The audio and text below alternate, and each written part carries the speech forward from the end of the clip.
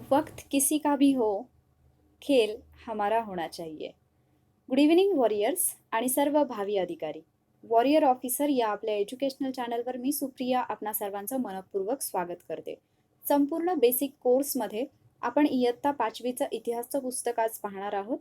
ज्या पुस्तकाचं नाव आहे आपला स्वातंत्र्य लढा आणि याच्यामधील जे टॉपिक आहेत ते आपण प्रश्नोत्तरांच्या स्वरूपामध्ये पाहणार आहोत. जसं मी तुम्हाला मागच्या आठवड्यामध्ये सांगितलं होतं की तुम्हाला 5वीचा इतिहास अभ्यासून यायचा आहे, तर त्याच्यामध्ये जे टॉपिक आहेत त्याच्यावरचे काही प्रश्न तुम्हाला आज पाहायला मिळतील. 5वीचं जे इतिहासचं पुस्तक आहे ते आपल्या एक्झामच्या दृष्टीने खूपच महत्त्वाचं आहे, इयत्ता 5वी आणि 8वीचं. तर 5वीचं जे पुस्तक आहे ते आपण 2 पार्टमध्ये घेणार आहोत. आज काही क्वेश्चन्स असतील आणि पुढच्या पार्टमध्ये काही क्वेश्चन्स असतील. तर मी प्रयत्न करेन की या आठवड्यामध्येच पुढचा पार्ट सुद्धा लवकरात लवकर अपलोड करण्याचा. आजच्या लेक्चरमधला जो पहिला प्रश्न आहे तो तुम्हाला तुमच्या स्क्रीनवरती दिसेल. तुमचं उत्तर तुम्हाला लाईव्ह चॅटमध्ये किंवा कमेंटमध्ये मेन्शन करायचं आहे. पहिला प्रश्न आहे, ईस्ट इंडिया कंपनीने इसवी सन 1608 मध्ये कोणत्या मुघल सम्राटाकडून भारतात व्यापार करण्याचा परवाना मिळवला? 1 औरंगजेब, 2 बाबर, 3 हुमायून आणि 4 जहांगीर. तुमचं उत्तर मेन्शन करण्यासाठी तुमच्याकडे 10 सेकंदांचा वेळ आहे.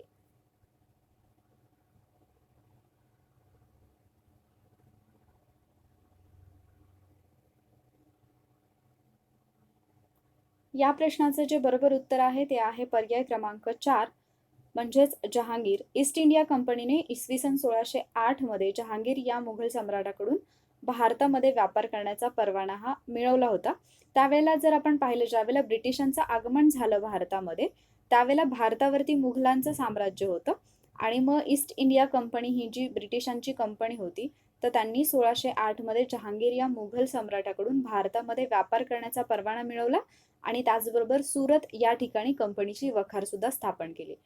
तर ज्या पद्धतीने ब्रिटिशांचं आगमन झालं भारतामध्ये, त्यांचं भारतामध्ये प्रवेश करण्यापासून ते अगदी भारत स्वतंत्र होण्यापर्यंतचा जो इतिहास आहे तर तो आपल्यासाठी महत्त्वाचा आहे. आणि त्याच्यामध्ये जर आपण पाहिलं तर बेसिकली 1857 पासून पुढचा जो इतिहास आहे तो आपल्या एक्झामच्या दृष्टीने जास्त इम्पॉर्टंट आहे. तर तोच इतिहास आपल्याला 5वीच्या पुस्तकामध्ये पाहायला मिळतो आणि त्याचबरोबर 8वीच्या पुस्तकात सुद्धा पाहायला मिळतो. तर नेक्स्ट वीकसाठी तुम्हाला 8वीचं पुस्तक करून यायचं आहे, कारण 8वीच्या बुकमध्ये 5वीपेक्षा थोडं जास्त डीपमध्ये दिलेलं आहे. पुढचा प्रश्न पाहूयात आपण. कोणाच्या नेतृत्वाखाली खानदेशामध्ये भिल्लांनी मोठा उठाव केला? 1 नानासाहेब पेशवे, 2 राणी लक्ष्मीबाई, 3 कुंवर सिंह आणि 4 कजार सिंग. तुमचं उत्तर देण्यासाठी तुमच्याकडे 10 सेकंदांचा वेळ आहे.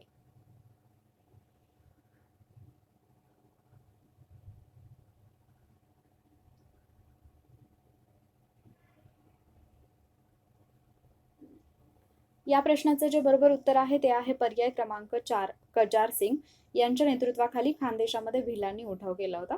तर 1857चा उठाव असेल किंवा इतर जे स्थानिक उठाव होते तर ते सगळेच उठाव आपल्या एक्झामच्या दृष्टीने महत्त्वाचे आहेत, जे की तुम्हाला 5वीच्या पुस्तकामध्ये पाहायला मिळतील. पुढचा प्रश्न पाहूयात आपण. योग्य जोड्या जुळवा. एका बाजूला व्यक्तींची नावं आहेत आणि दुसऱ्या बाजूला त्यांनी स्थापन केलेल्या संस्था किंवा संघटना आहेत. पहिला कॉलम आहे राजाराम मोहन रॉय, स्वामी दयानंद सरस्वती, महात्मा फुले आणि स्वामी विवेकानंद. आणि दुसरा कॉलम आहे रामकृष्ण मिशन, ब्राह्मो समाज, आर्य समाज आणि सत्यशोधक समाज. तर अगदी सोप्या जोड्या आहेत. याचं उत्तर अर्थात तुम्ही एलिमिनेशन मेथडनी काढू शकता. तर तुमचा पर्याय जो काही आहे बरोबर उत्तराचा तो लाईव्ह चॅटमध्ये मेन्शन करा.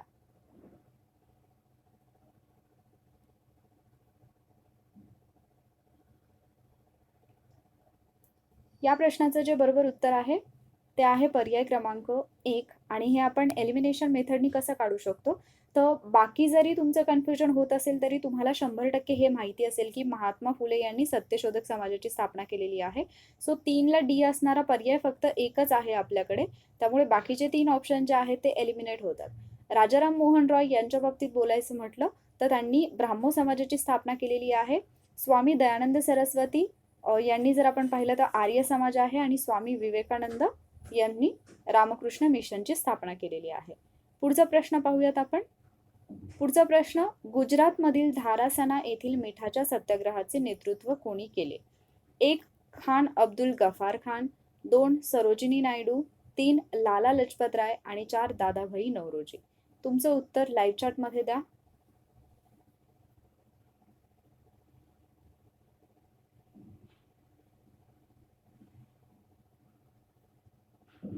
या प्रश्नाचं जे बरोबर उत्तर आहे ते आहे पर्याय क्रमांक 2 सरोजिनी नायडू.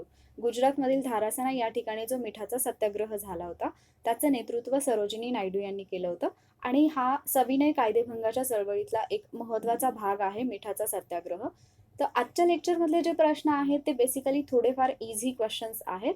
पार्ट 2 मध्ये जे प्रश्न असतील ते डीपमध्ये आणि थोडेसे डिफिकल्ट लेवलचे प्रश्न असतील, कारण आपण बेसिक्सची तयारी करतोय. तर सुरुवातीला अगदी तुम्ही या टॉपिक सोबत फॅमिलियर झालं पाहिजे आणि त्याच्यानंतर मग आपण थोडं डिफिकल्ट क्वेश्चन पाहणार आहोत. पुढचा प्रश्न 2 विधानं आहेत परत एकदा.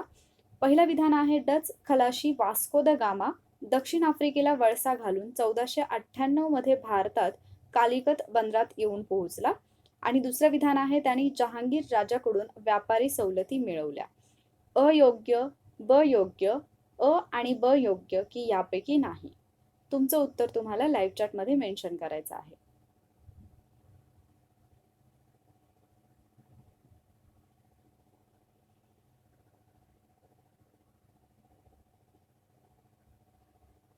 या प्रश्नाचं जे बरोबर उत्तर आहे ते आहे पर्याय क्रमांक 4 यापैकी नाही. म्हणजे इथे दोन्ही विधानं जी आहेत ती अयोग्य आहेत.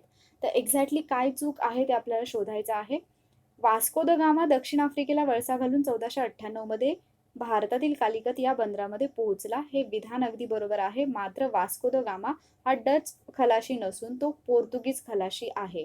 तर बऱ्याचदा एखादा शब्द असतो जो आपलं विधान चुकवू शकतो, अख्खा प्रश्न चुकवू शकतो आणि आपले मार्क्स घालवू शकतो. त्यामुळे अशी विधानं व्यवस्थित काळजीपूर्वक वाचायची.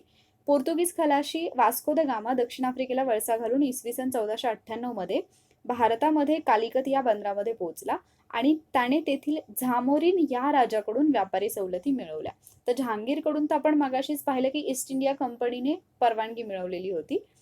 जर वास्को द गामाचा विचार केला तर त्याने झामोरीन या राजाकडून व्यापारी सवलती मिळवल्या. पोर्तुगीजांनी इसवी सन 1510 मध्ये गोवा काबीज केला आणि त्यानंतर दीव दमण आपल्या ताब्यात घेतलं.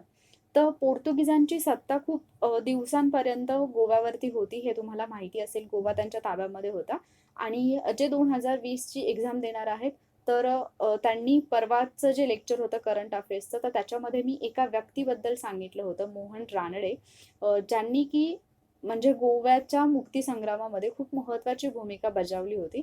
तर तुम्ही जर लेक्चर पाहिलं नसेल तर ते पाहून घ्या, कारण त्या व्यक्तीवरती प्रश्न येण्याची दाट शक्यता आहे. पुढचा प्रश्न पाहूयात आपण. 1857च्या उठावातील पुढील नेत्यांनी नेपाळमध्ये आश्रय घेतला. कोणकोणते नेते असे होते 1857च्या उठावामधले ज्यांनी नंतर नेपाळमध्ये आश्रय घेतला? 1 तात्या टोपे, 2 नानासाहेब पेशवे, 3 बेगम हजरत महल आणि 4 कुंवर सिंह. पर्याय आहेत सर्व. दुसरा पर्याय आहे ब आणि क. तिसरा पर्याय आहे अ, ब आणि क आणि चौथा पर्याय आहे ब आणि ड.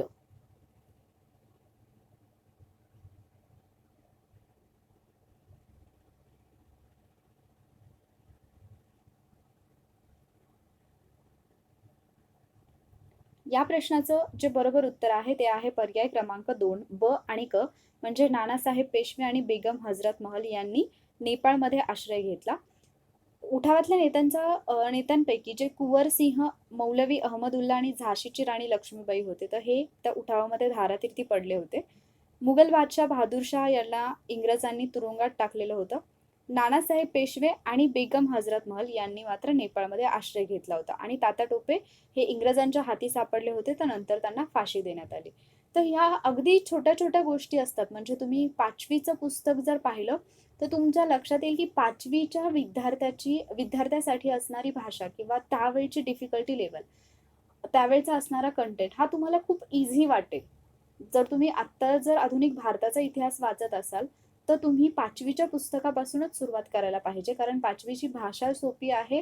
त्या विद्यार्थ्यांच्या बौद्धिक क्षमतेनुसार त्यांचं जे वय आहे त्याच्यानुसार त्या पुस्तकाची रचना असते. त्यामुळे ते आपल्याला समजायला सोपं जातं आणि आपल्या कन्सेप्ट क्लिअर होण्यासाठी ते जास्त इम्पॉर्टंट आहे. त्यामुळे कोणताही घटक करताना स्टेट बोर्ड व्यवस्थित करा आणि मगच रेफरन्स बुककडे या. पुढचा प्रश्न आहे इंग्रज राजवटीचा कोणता एक परिणाम झाला नाही, म्हणजे ब्रिटिशांची जी सत्ता होती भारतामध्ये त्याचा खालीलपैकी कोणता एक परिणाम झाला नाही. 1. कापड उद्योगाचा ऱ्हास. 2. उद्योगधंद्यांची पिछेहाट. 3. शेतकरी दरिद्री बनला. आणि 4. यापैकी नाही.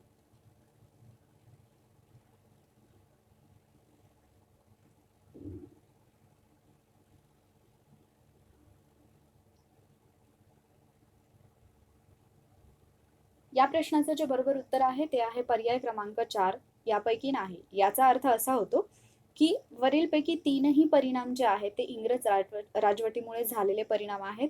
भारतातील कापड उद्योगांचा ऱ्हास झाला हे तर माहितीच आहे, कारण त्यांनी भारतातून कच्चा माल हा इंग्लंडमध्ये नेला आणि तिथून परत त्यांनी पक्का माल म्हणजे कपडे जे आहेत ते इकडे आणायला सुरुवात केली. त्यामुळे भारतातील कापड उद्योगांचा ऱ्हास झाला, इतर उद्योगधंद्यांची सुद्धा पिछेहाट झाली आणि शेतकरी दरिद्री बनला. हे सगळे परिणाम झालेले आहेत. आपल्याला विचारलेला आहे कोणता परिणाम झाला नाही, म्हणून याचं उत्तर येतं यापैकी नाही. पुढचा प्रश्न, गोपाळ हरी देशमुख यांनी कोणत्या साप्ताहिकामध्ये लोकहितवादी या टोपण नावाने लेखन केलेलं आहे किंवा ते करत होते? 1. सुधारक. 2. ज्ञानोदय. 3. प्रभाकर. आणि 4. दर्पण.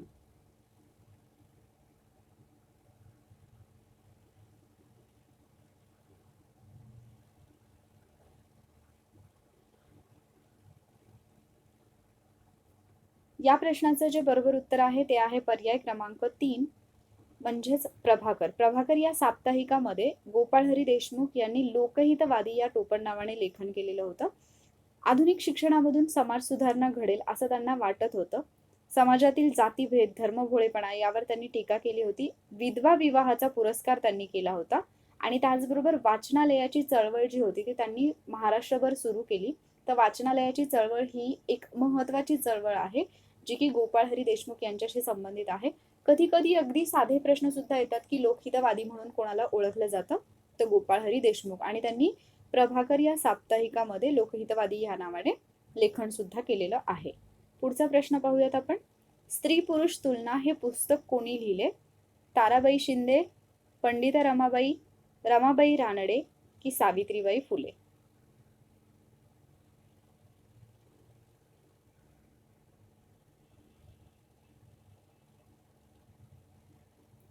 या प्रश्नाचं जे बरोबर उत्तर आहे ते आहे पर्याय क्रमांक 1, ताराबाई शिंदे यांचं हे पुस्तक आहे. त्यांनी स्त्री पुरुष तुलना या पुस्तकामधून स्त्रियांवरती जे अन्याय होतात त्या अन्यायाला वाचा फोडली. अनिष्ट रूढी असतील, परंपरा यावरती त्यांनी टीका केली. स्त्रियांची दुःख दूर व्हावी या आणि त्यांना समाजात मानाचं स्थान मिळावं असे विचार सुद्धा त्यांनी या पुस्तकातून मांडलेले आहेत. बऱ्याचदा असे प्रश्न येतात आणि सगळीच नावं आपल्याला सिमिलर वाटतात, त्यामुळे असे जे काही प्रश्न असतात त्यांची तयारी तुम्हाला व्यवस्थित करायची आहे. पुढचा प्रश्न आपण पाहूयात. परत 2 विधानं आहेत. पहिलं विधान आहे राष्ट्रीय सभेचे पहिले अधिवेशन 28 डिसेंबर 1885 ला झाले.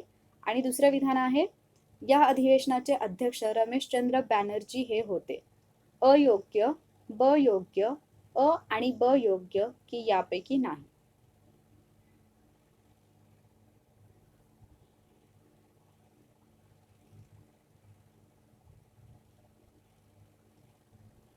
या प्रश्नाचं जे बरोबर उत्तर आहे ते आहे पर्याय क्रमांक 1, फक्त अ विधान योग्य आहे. ब विधान हे चुकीचं आहे, कारण जे अध्यक्ष होते पहिल्या अधिवेशनाचे ते रमेशचंद्र बॅनर्जी नाही, व्योमेशचंद्र बॅनर्जी हे होते. राष्ट्रीय सभेचं पहिलं अधिवेशन जे होतं ते मुंबई या ठिकाणी भरलेलं होतं 28 डिसेंबर 1885 ला. आणि या अधिवेशनाला दादाभाई नौरोजी, फिरोजशहा मेहता, पी रंगय्या नायडू, गोपाळ गणेश आगरकर इत्यादी नेते त्याच्यामध्ये सहभागी होते. अध्यक्षपद आत्ताच आपण पाहिलं व्योमेशचंद्र बॅनर्जी, ज्याला तुम्ही WC बॅनर्जी असं सुद्धा ज्यांना तुम्ही ओळखता. तर या अधिवेशनामध्ये देशातल्या बऱ्याच समस्यांवरती चर्चा करण्यात आली. जर आपण रेफरन्स बुकचा विचार केला तर तुम्हाला हे माहिती असेल की या अधिवेशनामध्ये एकूण 9 ठराव पारित करण्यात आले होते. तर ते 9 ठराव सुद्धा महत्वाचे आहेत. जसं की ब्रह्मदेश खालसा करू नये, त्यानंतर सिव्हिल सर्व्हिसेस ज्या होत्या त्याच्यामध्ये त्या भारतात घेण्यात याव्यात, अशा पद्धतीच्या काही मागण्या होत्या. मिठावरच्या कराबद्दलची मागणी होती, असे काही ठराव होते. तर हे ठराव सुद्धा तुम्हाला माहिती पाहिजेत. पहिलं अधिवेशन जसं महत्वाचं आहे तसंच काही महत्वाची अधिवेशनं आहेत राष्ट्रीय सभेची, ती तुम्हाला माहिती पाहिजेत. स्टेट बोर्डमध्ये पहिली 5 दिलेली आहेत. पुढची जी काही महत्वाची आहेत ती पुढे जसं तुम्ही चॅप्टर वाचत जाता तर त्यांचा रेफरन्स येत जातो पुढच्या अधिवेशनांचा, तर ती लिस्ट तुमच्याकडे असायला हवी. पुढचा प्रश्न आपण पाहूयात. मवाळांबाबत अयोग्य विधान ओळखा. म्हणजे मवाळ गट जो होता त्यांच्याबाबत अयोग्य विधान ओळखा. पहिलं विधान आहे, प्रारंभीच्या काळात राष्ट्रीय सभेचं नेतृत्व त्यांनी केलं. दुसरं विधान आहे, निवेदने अर्ज विनंत्यांचा वापर त्यांनी आपल्या मागण्यांसाठी केला. तिसरं विधान आहे, संपूर्ण स्वराज्य हा त्यांचा एकमेव उद्देश होता. आणि चौथं विधान आहे, यापैकी नाही. तुमचं उत्तर देण्यासाठी तुमच्याकडे 10 सेकंड आहेत.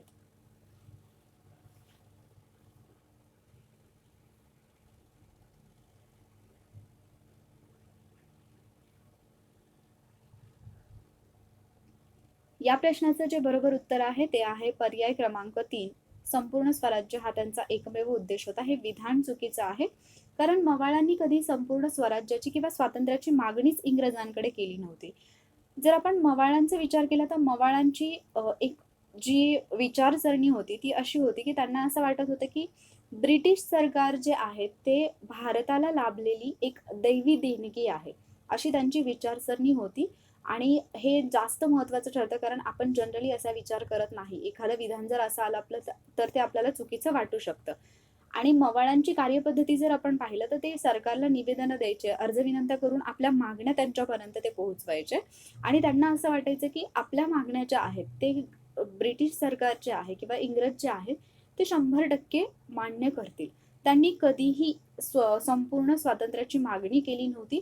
मात्र संपूर्ण स्वातंत्र्यासाठी जी आवश्यक आपण असं म्हणू शकतो पायाभरणी होती किंवा ज्या राष्ट्रवादाची गरज होती, लोकांच्या मध्ये ज्या राष्ट्रीय भावनेची गरज होती, ती मवाळांमुळेच मोठ्या प्रमाणावरती निर्माण झाली होती. आणि मवाळांचे एक महत्त्वाचे नेते जे होते ते होते गोपाळकृष्ण गोखले. ते मवाळांच्या नेत्यांमध्ये एक अग्रणी होते किंवा प्रभावी नेतृत्व होतं, आणि हे नाव महत्त्वाचं आहे. पुढचा प्रश्न पाहूयात आपण. चौकशीशिवाय कोणालाही तुरुंगात डांबण्याचा अधिकार कोणत्या कायद्याने सरकारला दिला? 1909चा कायदा, रौलट कायदा, 1935चा कायदा की यापैकी नाही?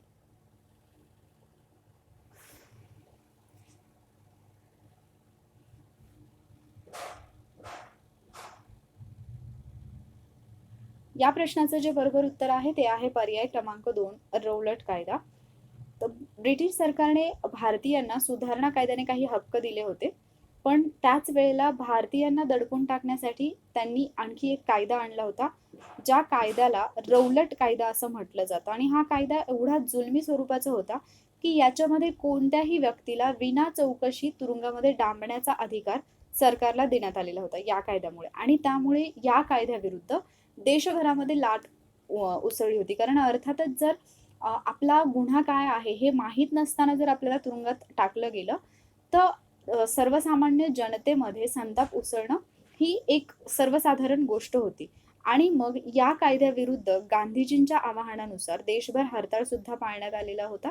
आणि याच कायद्याला भारतीयांनी काळा कायदा म्हणून संबोधलं होतं, तर हे लक्षात ठेवा. आणि याच कायद्याच्या निषेधार्थ परत म्हणजे या कायद्यातून काही व्यक्तींना अटक करण्यात आली, जसं की सैफुद्दीन किचलू असतील, तर त्यांना अटक केल्यामुळे डॉक्टर सत्यपाल आणि सैफुद्दीन किचलू, तर त्याच्यामुळे यांना अटक झाल्यामुळेच नंतर जालियनवाला बाग हत्याकांड जे काही होतं ते प्रकरण घडलेलं होतं. आणि त्याला सुद्धा रिसेंटली 100 वर्ष होऊन गेलेली आहेत, तर त्यामुळे याच्यावरती प्रश्न येऊ शकतात. पुढचा प्रश्न पाहूयात आपण. सायमन कमिशनवर राष्ट्रीय सभेने बहिष्कार का टाकला? 4 विधानं आहेत. पहिलं विधान आहे कारण या कमिशनचे अध्यक्ष जॉन सायमन हे होते. दुसरं विधान आहे कारण त्यांनी भारताला स्वातंत्र्य देण्यास नकार दिला. तिसरं विधान आहे कारण या समितीमध्ये एकही भारतीय प्रतिनिधी नव्हता. आणि चौथं विधान आहे वरील सर्व कारणे ही बरोबर आहेत सायमन कमिशनवर राष्ट्रीय सभेने बहिष्कार टाकण्याची.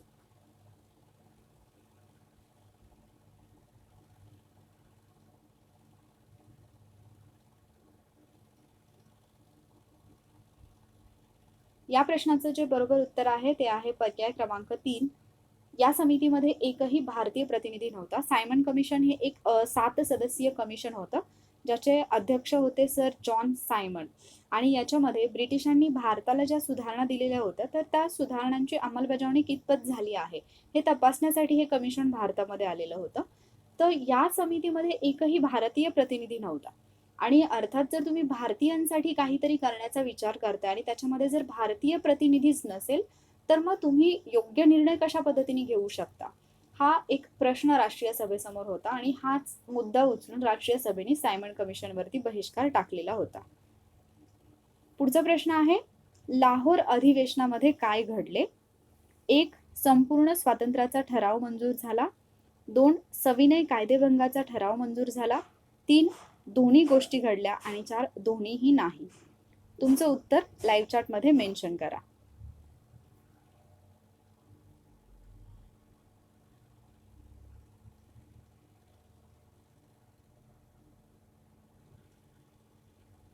या प्रश्नाचं जे बरोबर उत्तर आहे ते आहे पर्याय क्रमांक 3. या दोन्ही गोष्टी घडलेल्या आहेत लाहोर अधिवेशनामध्ये. लाहोर अधिवेशन जे आहे ते 1929ला झालेलं डिसेंबर महिन्यामध्ये. जनरली राष्ट्रीय सभेची सगळी अधिवेशनं ही डिसेंबरमध्येच होत होती. जी काही विशेष अधिवेशनं असतील ती मध्ये होत होती. पण ज्यावेळेला राष्ट्रीय सभेची स्थापना झाली तर त्यावेळेलाच हे निश्चित करण्यात आलं होतं की प्रत्येक वर्षाच्या अखेरीस अधिवेशन घेतलं जाईल आणि मग तिथे वर्षभराचा आढावा, त्याचबरोबर पुढच्या वर्षासाठीचं नियोजन सुद्धा केलं जाईल. तर 1929चं जे अधिवेशन होतं ते लाहोर या ठिकाणी भरलं होतं आणि त्या अधिवेशनाचे अध्यक्ष होते पंडित जवाहरलाल नेहरू. या अधिवेशनामध्ये संपूर्ण स्वातंत्र्याचा ठराव मंजूर करण्यात आला आणि या ठरावानुसारच 26 जानेवारी 1930ला भारताचा पहिला स्वातंत्र्य दिन सुद्धा साजरा करण्यात आलेला होता. लाहोर अधिवेशनामध्येच सविनय कायदेभंगाचा ठराव सुद्धा मंजूर करण्यात आला आणि त्यानुसारच मग पुढे आपल्याला माहिती की सविनय कायदेभंगाची चळवळ झाली, ज्याच्यामध्ये मिठाचा सत्याग्रह असेल, दांडी यात्रा असेल, तर या महत्वाच्या घटना घडलेल्या आहेत. पुढचा प्रश्न, जातीय निवाडा कोणी घोषित केला? 1. Doctor Ambedkar. 2. Lord Irwin. 3. Ramsay MacDonald आणि 4. महात्मा गांधी.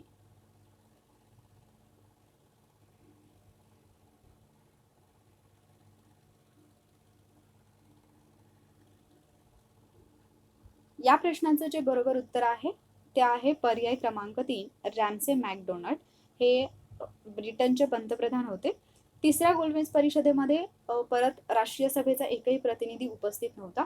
तर ऍक्च्युली 3 गोलमेज परिषदा झाल्या. तसं तर पाहिलं तर एकच गोलमेज परिषद होती, पण तिच्या 3 वेगवेगळ्या बैठका झालेल्या होत्या. पण जनरली आपण बुकमध्ये जर वाचलं तर पहिली, दुसरी आणि तिसरी असं गोलमेज परिषदांचा उल्लेख आढळतो.